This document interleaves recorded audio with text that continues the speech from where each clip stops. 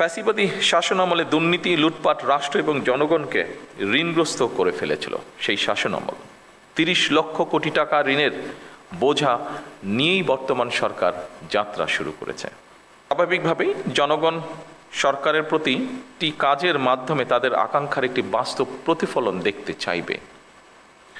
সরকারের নীতি ও পরিকল্পনা বাস্তবায়নের ক্ষেত্রে আপনারা, যা আগের বক্তাগণ উল্লেখ করে গেছেন তাদের বক্তব্যে, আপনারা বিশেষ করে বিভাগীয় কমিশনার এবং জেলা প্রশাসকগণই জনগণের সঙ্গে সরকারের প্রধান সেতু বন্ধন।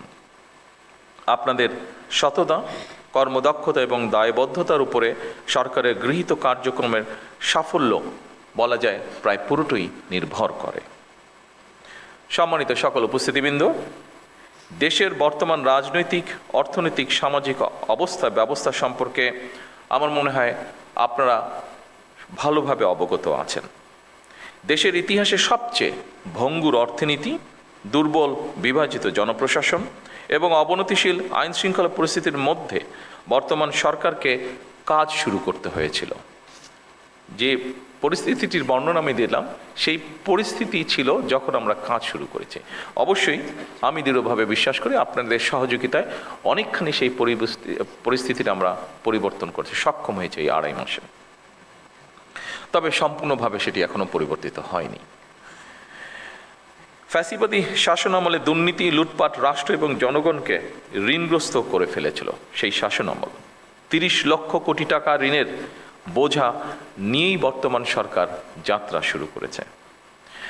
আপনারা কম বেশি ধারণা অবশ্যই আপনাদের আছে যে আমরা দেখেছি বিগত সরকারের সময় দেশকে একটা আমদানি নির্ভর রাষ্ট্রে পরিণত করে ফেলা হয়েছিল। বিভিন্ন স্ট্যাটিস্টিক্স যেটা বলে, দেশে দারিদ্র্য বেড়েছে, দেশে বেকারত্ব বেড়েছে, নতুন কর্মসংস্থান হয় নাই বললেই চলে। প্রতিটি সাংবিধানিক এবং বিধিবিদ্ধ প্রতিষ্ঠানকে বলা যায় অকার্যকর করে ফেলা হয়েছিল।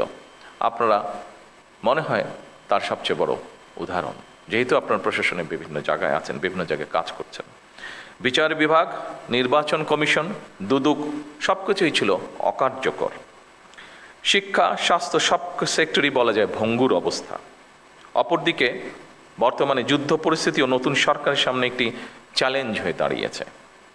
যুদ্ধ পরিস্থিতি থেকে হয়তো এই মুহূর্তে পৃথিবীর কোনো দেশই রক্ষা পায়নি, সব দেশই কম বেশি এফেক্টেড হয়েছে, বাংলাদেশে এফেক্টেড হয়েছে। তবে জনগণের ভোগান্তি না বাড়িয়ে আমরা সকলে মিলে কিভাবে পরিস্থিতির মোকাবেলা করা যায় সেটি হচ্ছে আমাদের চেষ্টা বা অব্যাহত চেষ্টা সেটা, এবং আপনাদের সহযোগিতায় সেই চেষ্টা আমরা অব্যাহত রেখেছি।